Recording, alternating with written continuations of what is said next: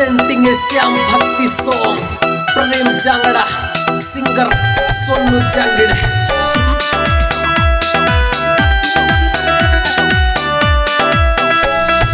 दूर बड़ा दरबार फरार हाटुवाड़े रे, दूर बड़ा दरबार फरार हाटुवाड़े रे। सूरज गड़िए भी कोरी रखटू चल रे, सूरज गड़िए भी कोरी रखटू चल रे।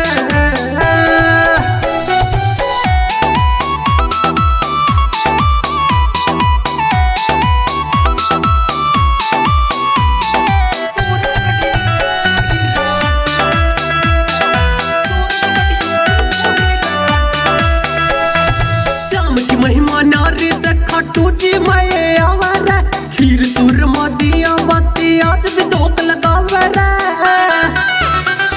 श्याम की महिमा नारी से खटू जी मैं आवर खीर चूर मोदिया बाती आज भी धोख लगावे रे। श्याम खटू वाले का गुण गुण तू भी गा ले रे। श्याम खटू वाले का गुण गुण तू भी गा ले रे।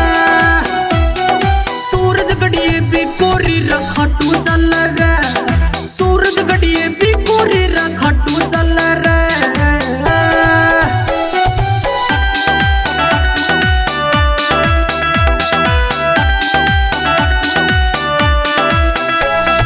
डीजे बजे गोरी नाचे खटू के दरबार रे, छोड़ी झंडा गाल गोरड़ी होले तू भी प्यार रे।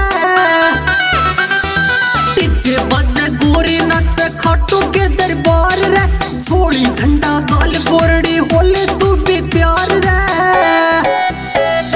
शीश के दानी की गोरी तू खीर खा ले रे।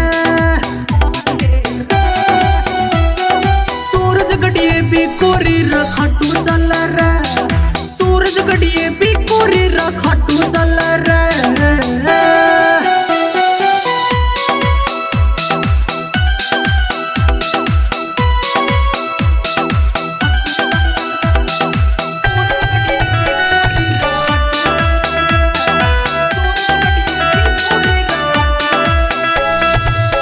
खालिया डाणी आड़ा बोले जे श्री श्याम रे, चिड़ावा आवे सिकर आवे आगे आवे दाम रे।